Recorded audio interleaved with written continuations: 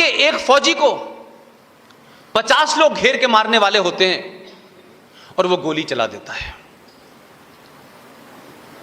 और गोली चलाने से, अगर सेना का आदमी गोली चलाएगा, आप सब लोग इस बात को जानते होंगे कि सेना के पास जो बंदूक होती है उसमें एक गोली नहीं होती है। वो चाहता तो 50 के 50 मारे जाते हैं, लेकिन उसने एहतियात के तौर पे गोली एक ही चलाई और एक बच्चा मर गया। दिल्ली से लेकर के आसाम तक, और ये जो यहां के जोकर हैं, पूरा देश कांप गया। एक मासूम को गोली मार दी गई, फौज के ऊपर कोर्ट मार्शल करने की बात कही गई, उसके खिलाफ एफआईआर हो गई, वो सुप्रीम कोर्ट के चक्कर काट रहा है। लेकिन तब भी किसी ने नहीं कहा इस समाज में कि आखिर फौजी का मैंडेट क्या होता है। फौज पे गोली चलाई जा रही है, उस पे पत्थर चलाए जा रहे हैं, सामने से पाकिस्तान का आतंकवादी आया हुआ है, सरकार कोऑपरेट नहीं कर रही, पुलिस कोऑपरेट नहीं कर रही, वो पीछे जान बचाए या आगे लड़े। उस पे सुप्रीम कोर्ट ने सुओ मोटो नोटिस लेके क्या कहा कि नहीं नहीं नहीं नहीं, आप पत्थरबाजों पे पत्थर ना, ये गोली ना चलाएं, उन पे आप ऐसा करें, प्लास्टिक की गोली चलाएं। तो वो फौजी जो वहां आतंकवाद से लड़ रहा है, सुप्रीम कोर्ट कहती है कि प्लास्टिक की गोली भी साथ लेके जाओ पहले। फिर जब उस पर ज्यादा विवाद हुआ तो उनका दूसरा, ये मैं आपको सुप्रीम कोर्ट में हुई उस प्रोसीडिंग की बात इसलिए बता रहा हूं कि आप किस लेवल पे चले गए हैं और व्यवस्था किस लेवल पे ऐसी हो गई है कि जिसको आपको सुधारने में बहुत समय लगेगा। इसलिए सत्ता का परिवर्तन तो आपने करा है, लेकिन व्यवस्था का करना समाज का काम है। इसके लिए आपको सड़क पर निकलना पड़ेगा। वही सुप्रीम कोर्ट कहती है नहीं, उनके ऊपर थोड़ा सा गुनगुना पानी डालो। अब जरा सोचिए कि बॉर्डर के ऊपर जिस ट्रेन में वो खड़ा हुआ है, जहां कुछ पता नहीं है, वो गर्म पानी का एक पीछे बैग भी लगा के जाए, फिर गुनगुना डालो, ठंडा डालो, ये डालो, वो डालो, तमाम बकवास चलती रही। उस देश के लोगों से लोग कह रहे हैं कि हम इंटॉलरेंट हो गए। अरे आप तो इस देश में दुनिया की सबसे बड़ी माइनॉरिटी होने के बाद यही सबसे बड़ा फ्रॉड है कि भारत में मुसलमान माइनॉरिटी में है। This is the biggest fraud. लेकिन आप चला रहे हैं, और भारत की राजनीतिक व्यवस्था इतनी पंगु हो चुकी है, इतनी बौनी हो चुकी है कि राष्ट्र भाड़ में चला जाए। लेकिन इन सब की नाजायज मांगों को इसलिए मानो कि सत्ता तक पहुंचना है। सत्ता रहे ना रहे, राष्ट्र रहना चाहिए। कि हरियाणा का एक जज हरियाणा का एक मुकदमे की सुनवाई कर रहा है। जो विक्टिम है, या जो दो पार्टियों में से एक पार्टी का हिस्सा था, उसने कहा मुझे हिंदुओं ने मारा। जज का स्टेटमेंट सुनिए। जज का नाम है फखरुद्दीन। जज कहता है कि हिंदुओं से पिट के आए हो, सालों को गोली क्यों नहीं मारी थी, मैं यहां बैठा हूं देख लेता तुमको मैं। यह भाषा है हिंदुस्तान के जज की, क्योंकि उसका नाम फखरुद्दीन है, और फखरुद्दीन नाम है तो चर्चा नहीं होगी, और चर्चा नहीं होगी तो सेकुलरिज्म की आड़ में कहा जाएगा नहीं नहीं नहीं वो पागल होगा। लेकिन यही बात अगर आप में से कोई कह देगा तो देश में बवाल आ जाएगा। यह है फ्रॉड इस देश के अंदर। इसी देश में एक उपराष्ट्रपति, मेरी यूनिवर्सिटी का वाइस चांसलर, माइनॉरिटी कमीशन का चेयरमैन, ईरान में भारत का राजदूत, अपने पद से उतरते ही कितनी मक्कारी की बात कहता है।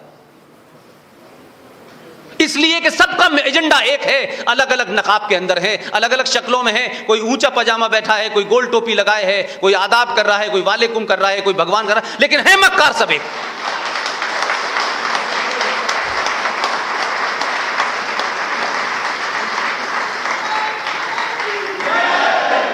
लिहाजा मैं इस बात से चिंतित नहीं हूं। मैंने जो बात शुरू में कही है कि अगर आप ईमानदार थे और हैं, और आपको लगता है कि आपके साथ इनजस्टिस हो रहा है, तो आप मुझे बताइए। आप तो तथाकथित तौर पे लार्जेस्ट माइनॉरिटी हैं। यूएनओ का जो चार्टर कहता है, और भारत की जो आपकी कॉन्स्टिट्यूशन असेंबली की जो डिबेट है उसमें गोपाल अयंगर को पढ़ लीजिए, पटेल को पढ़ लीजिए और पता चल जाएगा उन्होंने क्या कहा माइनॉरिटीज के बारे में। ये मेरे विचार नहीं है।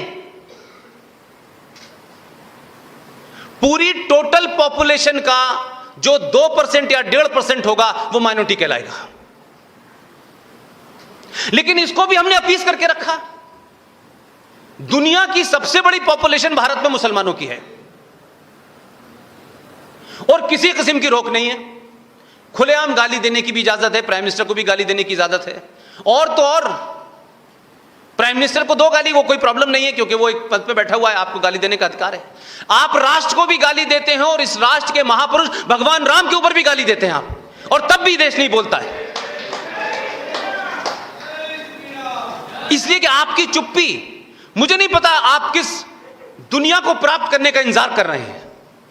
यह समाज किस लालच में और किस उम्मीद में यह तमाम चीजें होने दे रहा है कि ठीक है भाई टाइम पास हो जाए। तो हमारे पहले भी लोग टाइम पास कर रहे थे, वो भी एडजस्टमेंट कर रहे थे, आप भी एडजस्टमेंट कर रहे हैं, लेकिन इसकी लिमिट कम होती चली जा रही है। आप जितना एडजस्टमेंट कर रहे हैं वो उससे आपसे उतनी ज्यादा उम्मीद कर रहे हैं, लेकिन वो एडजस्टमेंट क्या नहीं करना चाहते कि यहां एक छोटा सा आदमी है, सुना है लोकल असेंबली में जीत वीत जाता है, हर 15 दिन के बाद लंदन जाता है इलाज कराने के लिए। मैं इस गुस्से में कह रहा हूं ये बात कि समाज की खामोशी ऐसे लोगों को बढ़ावा देती है। वो कहता है ये बात कि ये भगवान राम की मां कहां कहां गई थी, फरीदाबाद भी गई थी, तो वहां भी गई थी। जिस लहजे और जिस टोन और टेरर में उसने कहा, हलक से जबान निकाल लेनी चाहिए थी उसकी।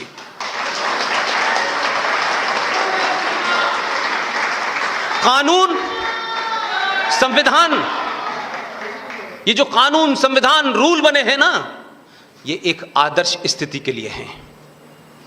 जब समाज आदर्श होता है, लेकिन ये लुटेरे बलात्कारियों के लिए नहीं है कि आप इस उम्मीद में कि कानून उनसे निपटेगा। तो कानून निपट रहा होता तो इस देश के अंदर ये पैदा होते, ये नहीं होते पैदा। लेकिन समाज की चुप्पी ने और उस खामोशी ने लोगों को इतनी दूर तक आजादी दे दी है कि लोग जो दिल चाहे कह दें, और ओपन डाइवर्जन है इस देश के अंदर। राम पे सवाल खड़ा कर दे, सीता पे खड़ा कर दे, राम की मां पे खड़ा कर दे, उसको चर्चा में इस घिनौने अंदाज में लाए। लेकिन डेनमार्क में उसने कुछ यूं यूं करके बनाया और नीचे लिख दिया। इस पे बवाल हो गया कि कार्टून क्यों बनाया। तो कार्टून बनाने वाले से मेरी एक ही शिकायत थी कि तुम्हारे पास जब ओरिजिनल तस्वीर ही नहीं है उनकी, तो कार्टून बनाने का क्या मतलब है।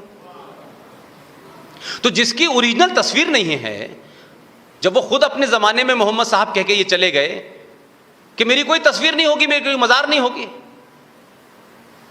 तो भाई किसी ने कह दिया ये है, तो आप उस पर इतना भड़क गए कि आपने देश में आग लगा दी।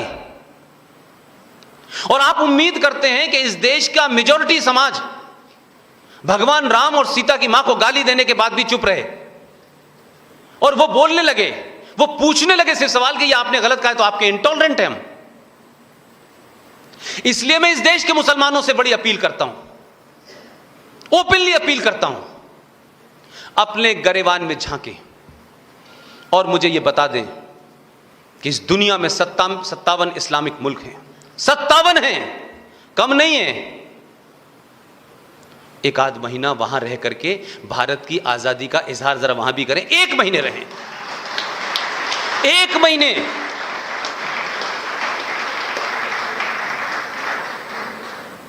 तुम्हें इस बात का शुक्रगुजार और फख्र होना चाहिए देश के मुसलमानों कि न तुम्हारा कोई पूर्वज अरब से आया था,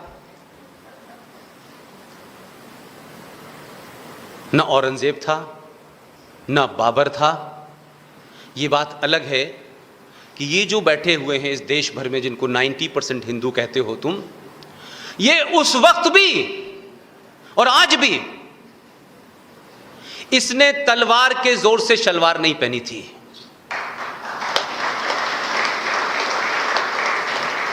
आज तुम उन लोगों का, वो उस दौर में नहीं बदले, उस दौर में उन्होंने वो शर्तें मानने के लिए इंकार कर दिया, गर्दन कटा ली उन्होंने। हजारों लोग मारे गए इस 1000 साल के अंदर, लेकिन अपनी पूजा पद्धति और सनातन संस्कृति को जिंदा रखने के लिए अपने घर के बाहर एक गमला रख लिया, उस गमले में तुलसी लगा के कहा मैं तो हिंदू हूं, मुझे कोई दिक्कत नहीं है। उन्होंने तिलक नहीं लगाया, उन्होंने चोटी नहीं बढ़ाई, घंटा नहीं बजाया, लेकिन अपने हिंदुत्व को बचाने के लिए तुलसी में पौधा दिया और सूरज की तरफ नमन करके भी उन्होंने अपने हिंदुत्व को बचाया। तुम उनको चैलेंज कर रहे हो? तुम औरंगजेब तो नहीं हो ना, तुम बाबर नहीं हो। उनको इस बात का शुक्रगुजार होना चाहिए कि वो इसी मुल्क में हैं, तलवार के जोर पर इसी हिंदुओं में से कन्वर्ट हो गए थे। और कन्वर्ट हो जाने के बाद तुम्हारा डीएनए इतना बदल गया कि तुम जिन लोगों से हो तुम उन्हीं को कहते हो, काफिर के नाम पे मार रहे हो तुम उनको। फारूक अब्दुल्ला से मैंने बात जम्मू कश्मीर में पूछी थी। फारूक अब्दुल्ला साहब, आप मुसलमान हैं, ये तो सबको पता है, आपने नाम भी अब्दुल्ला रखा है, तो और शर्त मोहर लग जाती है कि आप सच्चे वाले मुसलमान होंगे। लेकिन ईमानदारी से बताइएगा कि आपके वालिद साहब का नाम शेख अब्दुल्ला था, आपका नाम कब से अब्दुल्ला में कन्वर्ट हुआ? वो डेट आपको पता हो तो बता दीजिए। मुझे डेट भी पता है और उस आदमी का नाम भी है।